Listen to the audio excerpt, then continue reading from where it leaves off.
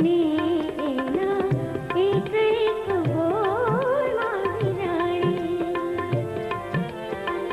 પ્રિયતમની પ્રીત વિછાડી સૈયર હું તો પ્રિયતમને હૈયે દેખાડી.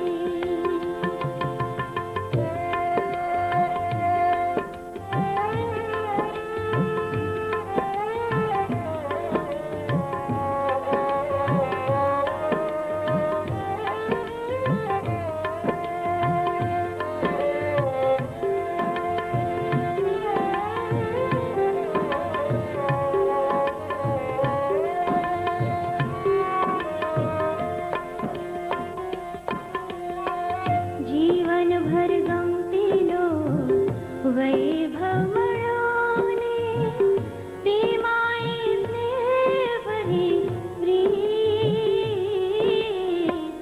જીવન ભર ગમતીનો વૈભવ મળ્યો ને તેમાંય સ્નેહ ભરી પ્રીત. કહેવાનું કેટલુંય પ્રીતય ભર્યો છે પણ આંસુ નાઠું આવ્યું ગીત. ઓ પ્રભુ તારી કૃપાને મેં જાણી. ઓ પ્રભુ તારી કૃપાને મેં જાણી. જોને મારા વાલમે તુજને સમાણી. ઓ પ્રિયતમની પ્રીત પીછાણી સૈયર હું તો પ્રિયતમને હૈયે દેખાણી. ઓ પ્રિયતમની પ્રીત પીછાણી સૈયર હું તો પ્રિયતમને હૈયે દેખાણી. સૈયર હું તો પ્રિયતમને હૈયે દેખાણી. સૈયર હું તો પ્રિયતમને હૈયે દેખાણી.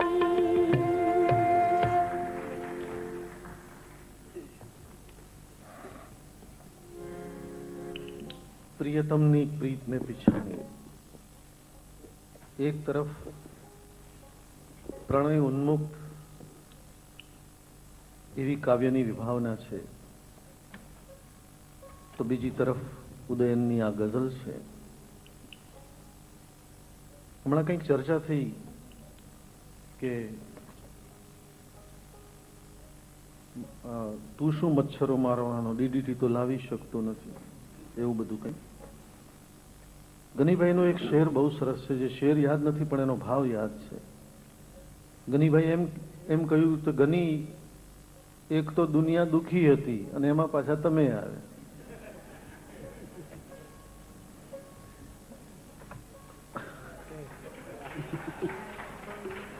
અમારે ત્યાં લોક સાહિત્યના કાર્યક્રમમાં એક જણે બહુ સુંદર વાત કીધી. આમાં કવિ કવિ કવિ કવિ શબ્દ ઘૂંટાયા ને અહીંયા બધા.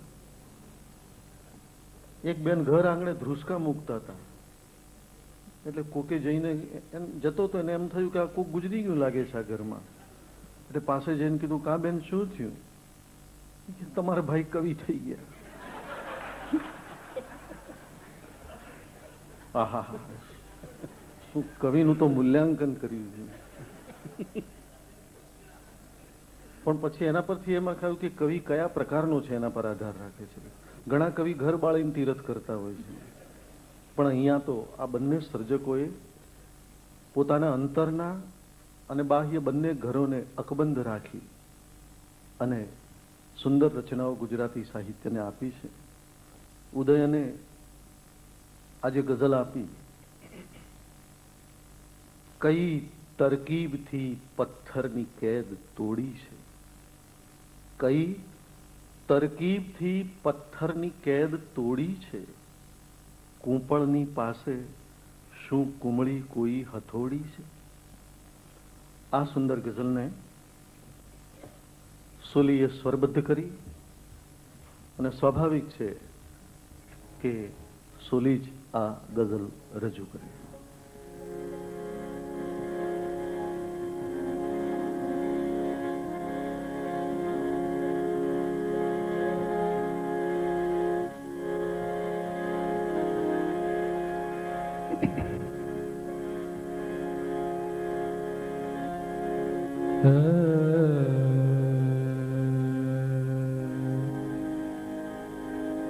કઈ